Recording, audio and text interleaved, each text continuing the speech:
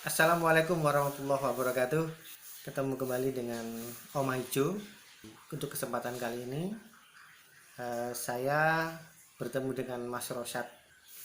Beliau adalah mantan Presidium Kahmi MD Kota Batu. Sekarang beliau sudah pindah kerja ke Kota Malang, jadi jabatan sebagai koordinator Presidium Kota Batu dilepaskan oleh beliau. Juga termasuk presidiumnya, beliau menjadi anggota kami biasa, masih belum tahu apa ikut Malang nanti atau ikut Kota Batu karena dia domisili kerja di Malang. Terus kemudian yang kedua, malam ini saya akan menuju ke tempatnya Mas Rosyad di daerah untuk ngobrol-ngobrol soal haji. Jadi kemarin ada berita simpang siur yang mengatakan bahwa haji ini tahun ini di stop oleh pemerintah karena sudah tidak memungkinkan lagi kondisinya. Terus kemudian berita-berita di media sosial mengatakan bahwa tidak ada koordinasi dengan Dewan Perwakilan Rakyat dan macam-macam yang akhirnya akan timbul konflik dan lain-lain. Nah, ini untuk lebih jelasnya mungkin saya akan ke sana nanti ketemu sama Mas Rosyad. Nah, ayo ikuti dialog saya dengan Mas Rosyad. Selamat menonton. Berita yang tersebar di media-media sosial, pemerintah membatalkan sepihak tanpa ada koordinasi dengan DPR, kan gitu Mas. Nah, itu ceritanya piye itu Mas? Masalah maksudnya kamar DPR itu ya pastilah tidak mungkin tidak ya. Tapi yang jelas pertimbangan utama itu begini. Pemerintah Indonesia dalam hal ini CIKI, Kementerian Agama itu kan sudah menyiapkan opsi-opsi. Karena menyiapkan opsi dan keinginan kita itu masih berangkat, pelunasan tetap dibuka kan begitu kan ya. Iya. Karena itu nanti kalau pelunasan tidak dibuka, sewaktu-waktu pemerintah Arab Saudi membuka haji, kita kan kedudukan kan ya. Kedudukan, persiapan kita juga keteteran. Karena itu kemudian Kementerian Agama masih tetap membuka pelunasan. Lah ditunggu-tunggu sampai Juni, pemerintah Arab Saudi juga belum mengumumkan haji ini dibuka apa tidak. Sedangkan rencana pemberangkatan ini sudah bulan Juli, bulan depan. Itu persiapan yang kita buat itu kan hampir tidak mungkin. Karena itulah kemudian pemerintah kemudian memutuskan tidak memberangkatkan, tidak mengirim delegasi itu kan haji itu. Pertimbangan yang kedua kan pertimbangan kesehatan. Kesehatan belum shift betul kan. Iya Mas. Kalau toh kemudian di jamaah kita sudah melalui prosedur ketat, kita kan tidak tahu dari negara yang lain. Dan kumpul jadi satu kan gitu ya. Untuk mengatur social distancing, physical distancing di Masjidil Haram, Masjid Nabawi dengan jamaah yang segitu banyak itu kan juga mengkhawatirkan. Nah, pertimbangan kemaslahatan itulah kemudian pemerintah memutuskan tidak mengirim. Jadi haji sampai sekarang kan belum ada pengumuman. Arab Saudi nanti itu membuka apa tidak sampai sekarang kan belum. Nah, menurut saya opsi kemarin itu opsi yang sangat baik. Ketika pemerintah sudah mengumumkan tidak mengirim jamaah haji tahun ini, kemudian muncullah PMA nomor 494 tahun 2020. Dan ini yang penting masyarakat harus tahu. Yang intinya itu ada 3 mengenai BP, biaya penyelenggaraan ibadah haji. Kalau yang awal yang dibuat opsi oleh pemerintah itu adalah kalau berangkat sudah kita siapkan sampai pelunasan. Lah sekarang ini kalau tidak berangkat, sudah kita siapkan opsinya. Biaya penyelenggaraan ibadah haji itu, uang awal, BP itu kan ada 2. Untuk porsi itu kan 25 juta. Kemudian kemarin rata-rata Jawa Timur itu biaya penyelenggaraan ibadah haji itu sekitar 35.962. Artinya dari 25 itu itu jamaah tinggal menambah sekitar 11 kan ya, 11 kurang lah. Nah, itu yang diatur dalam Peraturan Menteri Agama nomor 494 tahun 2020. Di antaranya adalah begini, opsi ada 3. Yang pertama adalah jika jamaah mengambil seluruh BP, biaya penyelenggaraan haji, baik yang 25 maupun yang pelunasan, sehingga 35.602.000 diambil seluruhnya, itu maka jamaah tersebut dianggap mengundurkan diri dan nomor porsinya hilang. Karena uangnya kan diambil seluruhnya. Iya. Nah, terus opsi yang kedua adalah bagi jamaah yang mengambil uang pelunasannya saja, yang sekitar 11 juta itu, yang 25 tetap, maka jamaah tersebut tetap punya porsi dan menjadi jamaah berangkat tahun 2021. Opsi yang ketiga adalah bagi jamaah yang tidak menarik sama sekali uang BP-nya. BP biaya penyelenggaraan ibadah haji.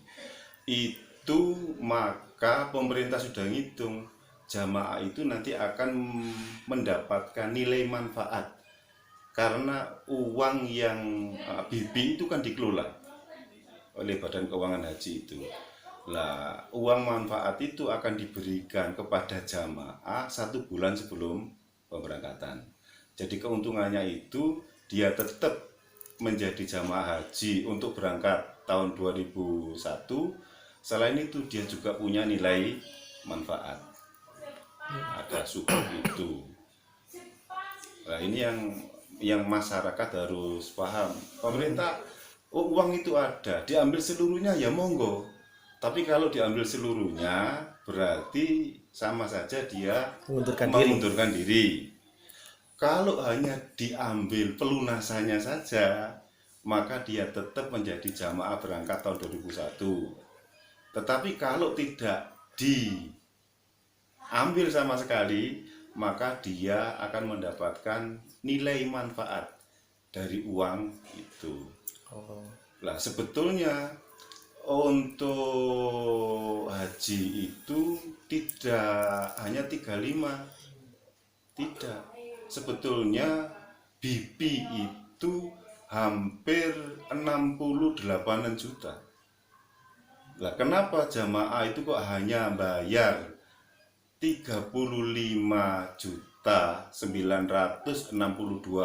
sekian ribu? Itu karena selisihnya itu diambilkan dari nilai manfaat yang sudah ngendon sekian tahun. Karena itu kalau orang-orang mempertanyakan uang sekian tahun ngendon itu di mana, ya sudah kembali itu. Karena kalau BP itu sekitar 68 juta. Soalnya kabarnya kan anggota dewan belum menyetujui gitu kan.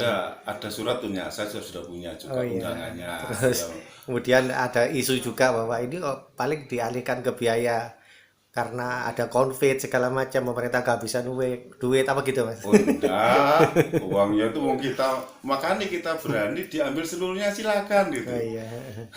Kalau kita sudah berani begitu kan uangnya itu kan ada. Iya. Dan memang uang BP itu dikelola oleh badan. Nah, itu dikelola buat apa itu, Mas? Ya, dikelola itu biar ada nilai manfaat. Itu nanti dengan perjanjian. Itu. Lah, kita sudah merasakan dari pengelolaan uang itu yang seharusnya jamaah haji itu bayar sekitar 68 juta karena uangnya sudah dikelola, maka dapat nilai manfaat sehingga dia hanya bayar 35.960 sekian gitu. Itu berarti semacam disimpan kayak di bank gitu, Mas. Ah, ya itu dikelola. Bank syariah macam-macam gitu ya. Kalau badan itu kita tidak itu ya apa? Ya itu kan yang kurang paham kan iya itu. Apa kadang-kadang orang-orang kan anak saya nggak gelap ini, Mas. Wah, ini riba ini berarti nganakno duit itu. Oh, kita itu dikelola syariah kok. Iya. Syariah seluruhnya itu dikelola yang akadnya menggunakan rambu-rambu syariah. Walah, jadi memang ada ya dikembalikan dan sebagainya. Jadi isu-isu itu kabeh wis belum jelas sih Mas ya. Belum jelas itu kan banyak kadang-kadang itu kan ya. Tapi saya dengar kan itu ya Mas. Iya ya, ya biarkan aja mereka kan. Dewan belum menyetujui. Kemudian pemerintah mengambil keputusan sepihak begini-begini. Terus ternyata sekarang mau ada pertimbangan lagi, mau dirapatkan kembali. Apa bener gitu? Oh, enggak. Enggak ya, Sudah tadi final. Kalau sudah final. dirapatkan bagaimana? Kita dipaksa untuk berangkat juga tidak mungkin karena pemberangkatan itu sudah mulai bulan depan. Lah itu kita memberangkatkan tidak 1-2 orang loh. Sampai sekarang pihak Arab Saudi pun juga belum Belum mengumumkan. mengumumkan. Kalau kemudian dihubungkan akhir bulan atau Nggak tidak mungkin. diumumkan kan ya karena itu awalnya sudah dibuatkan opsi-opsi. Opsi kita sebetulnya adalah berangkat.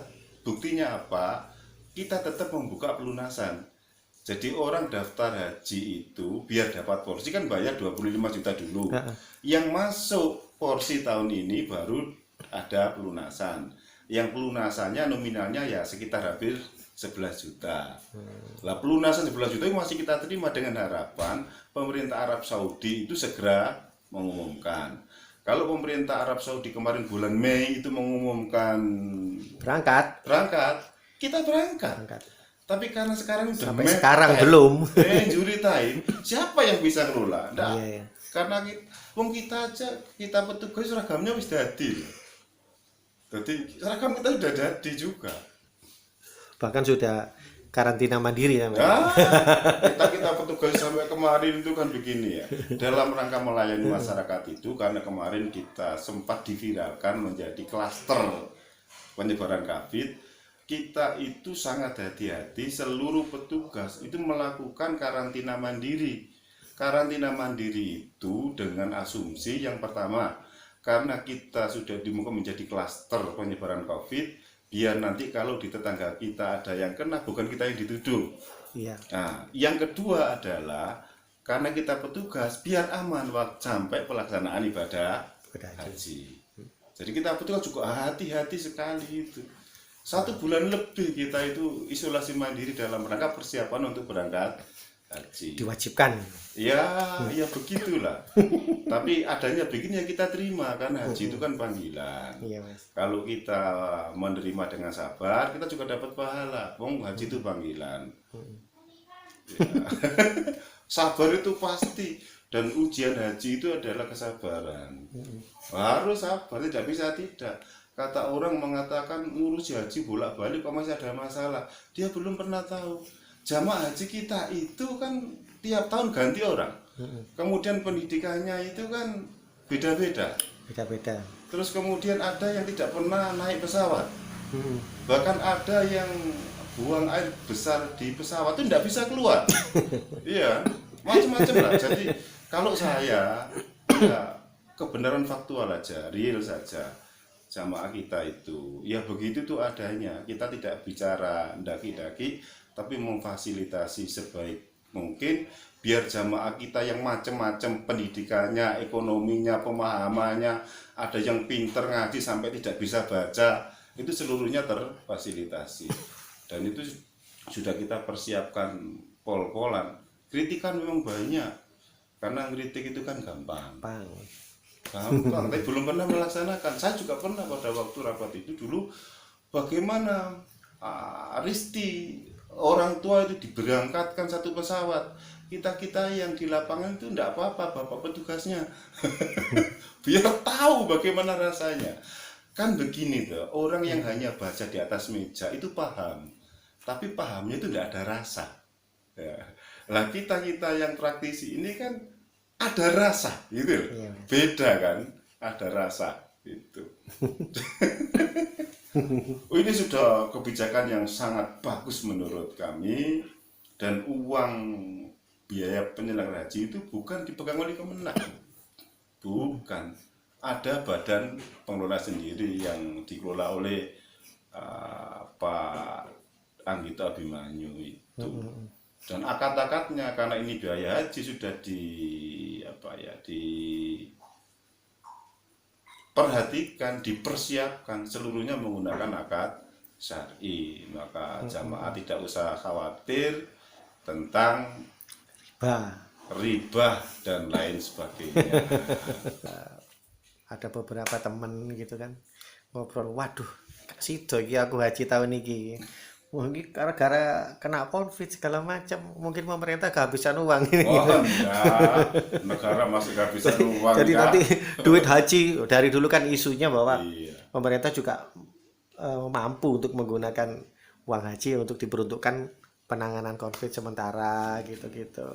Jadi isu-isu yang seperti itu gampang banget Mas nyebar. Kuwabe sampai bisa ngomong, bahkan yo masyarakat sing biyen nggak pernah ngomong pun juga akhirnya ngomong seperti itu. Yang asal jeplak, karena media sosial sekarang kan dimiliki mulai tukang becak sampai presiden semuanya pakai itu gitu. Jadi kan ada berita hoax segala macam, akhirnya yo nggak bisa dipilah secara matang. Nah, kayak gini kan minimal teman-teman di lingkungan kita jadi bisa menyampaikan kepada masyarakat nanti seperti apa, melalui apa, kan enak Mas. Ya, memang itu salah satu opsi kita untuk menetralisir berita hoax. Itu ya mau tidak mau kita harus juga menggunakan media-media online itu untuk menjelaskanlah kepada masyarakat. Fungsi kita kan sosialisasi, memahamkan kan itu. Dan yang kita sampaikan itu kan aturan-aturan yang sudah clear, tidak lagi isu. Lah buktinya kalau masyarakat menuduh pemerintah tidak ada uang, yang mau berangkat tahun ini gagal, tidak jadi karena ditunda, diambil seluruhnya itu dikasihkan. Tapi ingat, ketika diambil seluruhnya berarti sama saja dengan mengundurkan diri. Karena iya memang biaya haji itu ya diinvestasikan, ya namanya dikelola tadi itu, dan nilai manfaatnya sudah jelas sekali. Kalau tidak dikelola, tidak diinvestasikan, maka masyarakat ketika mau haji harus bayar BP sekitar 68-an kan ya, berat. Separuh loh ini loh, separuh. Sekarang itu 35 900.600 sekian. Itu karena Separuh. Lah begini, untuk jamaah haji itu memang per wilayah kan tidak sama. Aceh itu ya tidak sebesar kita. Itu. Jadi tergantung zonasi. Biaya itu dihitung tergantung zonasi. Kita itu sudah sangat diapresiasi oleh negara-negara lain termasuk oleh pemerintah Arab Saudi sendiri mengenai pelayanan haji yang dilakukan oleh pemerintah Indonesia. Orang dulu membandingkan dengan Malaysia. Saya beberapa kali menjadi petugas itu akhirnya ingin tahu. Saya bilang ke teman-teman, kalau hanya ngatur jamaah Malaysia, saya tidak butuh orang banyak. Orang 50 saja bisa karena jamaah Malaysia sedikit. Oh, jamaah kita itu banyak sekali, ribuan. Juga ada yang kritik apa jamaah haji Indonesia dulu itu apa, itu maktabnya di belakang. Loh, orang kan tidak tahu. Jadi hotel di sekitar masjid itu kan dibagi pengirim, negara pengirim jamaah haji sedunia. Lah Indonesia sudah dapat paling banyak. Karena jamaahnya paling banyak, ya tetap aja ada zona 1, ada zona 2, ada zona 3. Bagi negara yang hanya mengirim sedikit, ya mungkin cukup di zona 1 selesai, 2 hotel selesai. Oh, kita itu sudah sudah penuh begini tuh, masih tidak muat jamaah kita itu. Dan apalagi tahun kemarin juga bagus, maktab kita juga bagus. Insya Allah kalau mereka itu tahu ke sana kan itu ya, kemudian membandingkan, itu tidak akan punya persepsi yang negatif seperti itu. Indonesia itu bagus loh, bagus sekali penataannya dan diakui sedunia. Loh, heran saya kalau sedunia mengakui kok orang Indonesia sendiri tidak mengakui. Oke Mas Rasad, terima kasih atas ngobrolnya malam ini. Kapan-kapan lanjut sampai obrolan yang lain Mas.